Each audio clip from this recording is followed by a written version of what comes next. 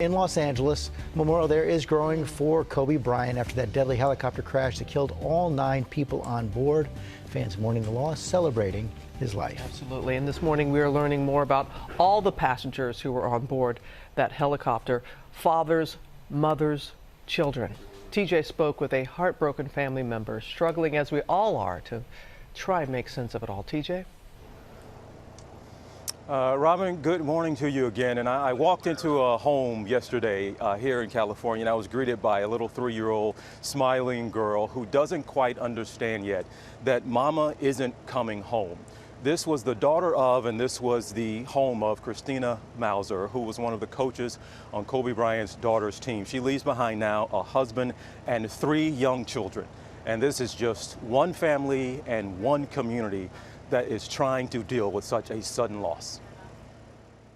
It was supposed to be a quick trip. 5 parents and 3 teenagers headed to a girls' basketball game in a helicopter flown by a pilot with more than 20 years' experience. Basketball legend Kobe Bryant and his 13-year-old daughter Gianna among the group heading to a tournament at his Mamba Sports Academy. We teach all the basics, fundamentals, right? Footwork, moving off the ball, handling the ball, passing, cutting, rebounding, boxing out, like all the basic stuff. Gianna's teammate Alyssa was on the helicopter with her parents, Carrie and John Altobelli, head coach of the Orange Coast College baseball team for nearly 30 years. You don't know if there's a tomorrow.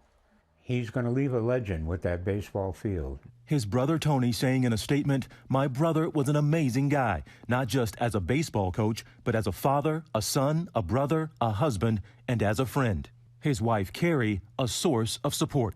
You could just see the love, that she has for her husband. Sarah Chester and her daughter Peyton Chester also died on Sunday. Peyton was in the 8th grade at St. Margaret's Episcopal School. The head of the school telling students and families, "We are a community in mourning," adding, "This is an unimaginable loss for the Chester family and the entire St. Margaret's community." And Christina Mauser was the team's assistant coach, her husband telling me about the life they enjoyed with their 3 children. How difficult was that to tell them? Oh, let's see. I'd say it, it was the hardest thing I've ever done, without a doubt. How do you tell a child their mommy's no longer with us?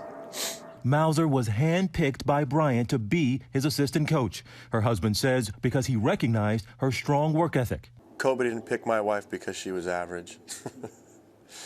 I don't think anything he ever did was average. He picked my wife because she was exceptional at what she did. I gotta raise these kids on my own now.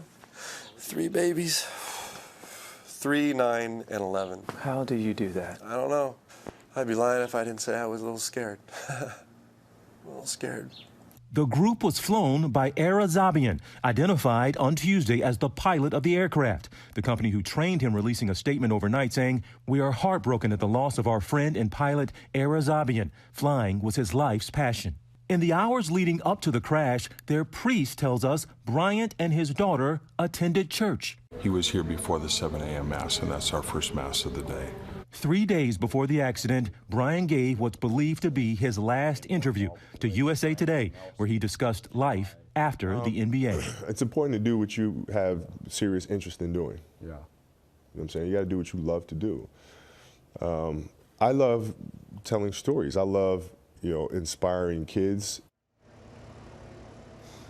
Now, Matt Bowser tried to give an answer to the life he was looking forward to with his wife and kids, and he tried to come up with an answer, and he ultimately said, "Guys, just time. I just wish I had more time." And it's driving him crazy now. He's a little upset. He said bye to her that morning, and they said, "See you tonight," and he can't remember if he said, "I love you" to her when she left. He honestly can't remember, and he said that is just so upsetting. So a lot of families dealing with those things, those moments, and going through a lot of those things in their heads after such, again, it was just such a sudden and shocking loss. And again, these were friends. These people all knew each other on that plane. Kids played together on that helicopter, again, played together, lived together, knew each other for a long time. So a lot of loss, and Matt Mauser in particular lost his wife and friends and kids he coached and kids he taught on that helicopter. The grief has no timeline. It really doesn't. And I'm glad that you brought that up about everybody on board knowing each other very well, because you think of Los Angeles as this big city, which it is, but it really boils down to community.